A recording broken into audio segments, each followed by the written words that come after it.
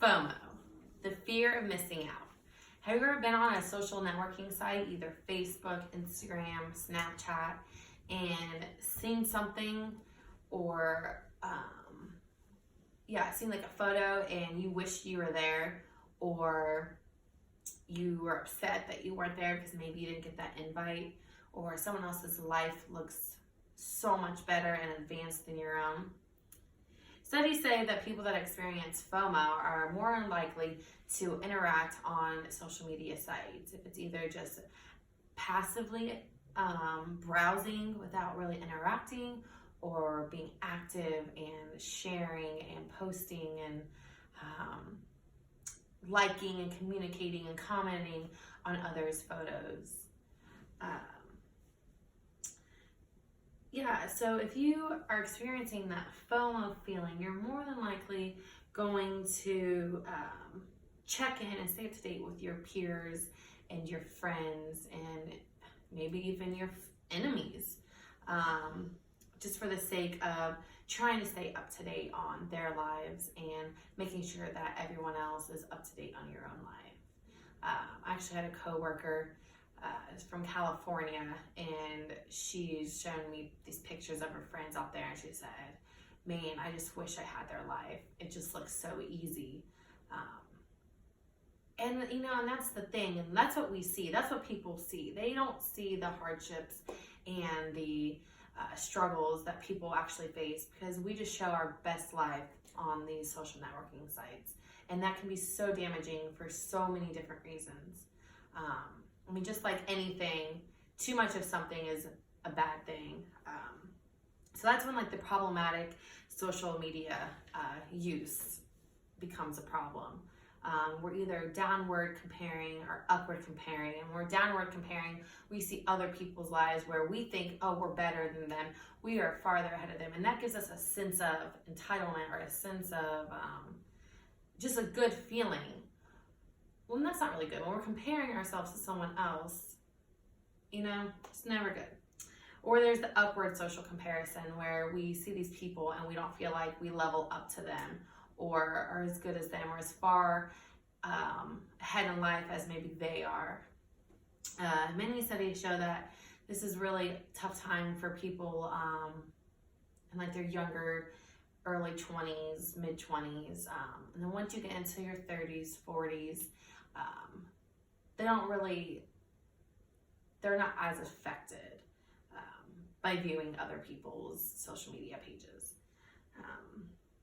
On the other hand, though, upward social comparison can be really good and beneficial for maybe people that are on a weight loss journey, or working on their financial budgeting, or what have you.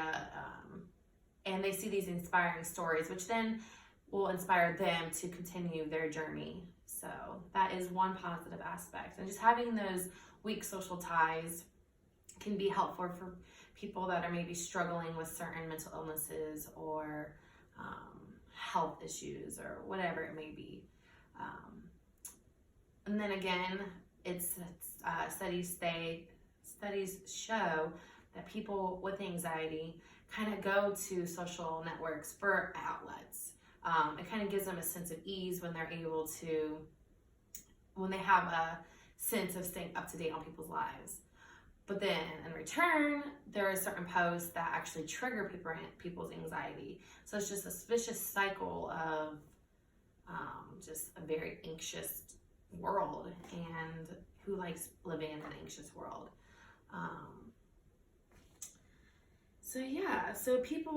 Studies have also showed that people who frequently view selfies or groupies on social media have lower self-esteem.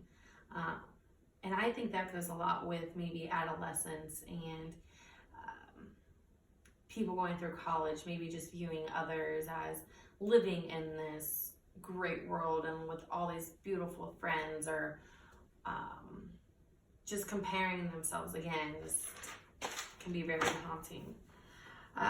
And when you get that positive feedback, it makes you feel good. It makes your self-esteem rise, but then you get that negative feedback. If you don't get that feedback that you're expecting,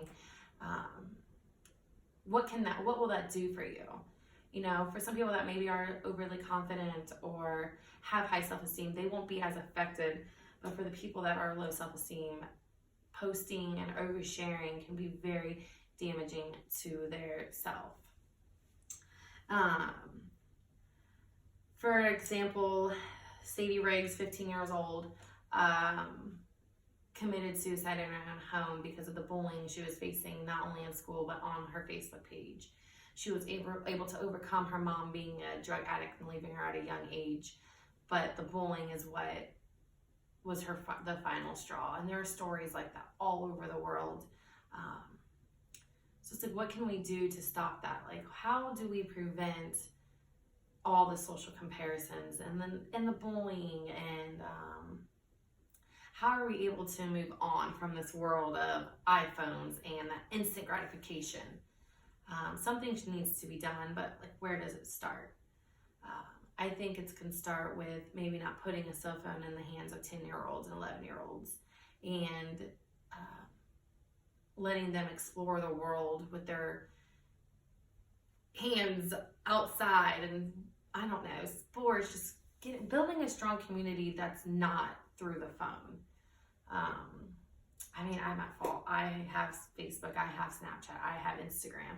And I find myself, first thing I do in the morning is wake up, I roll over, and I gotta see what happened in that 8 hours I was sleeping.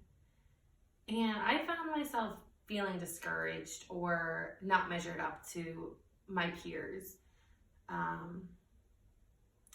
I feel that I have fairly good self-esteem, but has that been compromised at times via what I see on social media? I think so.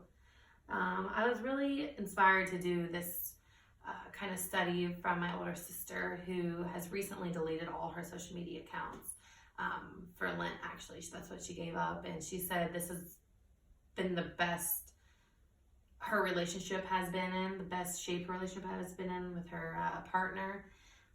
She just seems overall happier. She's been active. She's been able to live without posting. And I think that was so cool. And I mean, I did read that people do have that, it's called like smartphone stress, and it could be problematic, even more problematic, not to have your phone because you are stressed about not being able to stay up to date. So I understand that maybe that's not for everyone, but if we can just put our phone down for an hour without touching it or picking up or wondering what Joe Bob is eating for dinner or Mary Sue did last night with her boyfriend, you know?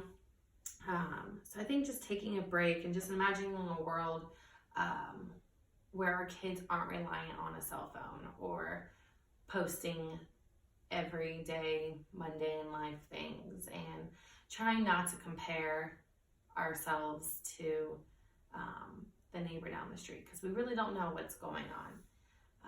So I think for my study, I think it'd be awesome to be able to, get maybe just 30 people, encourage them to go a week without their phone, just to simply see maybe how their life changes and how their mood changes. And yeah, I think it'd be really cool to see. So thank you.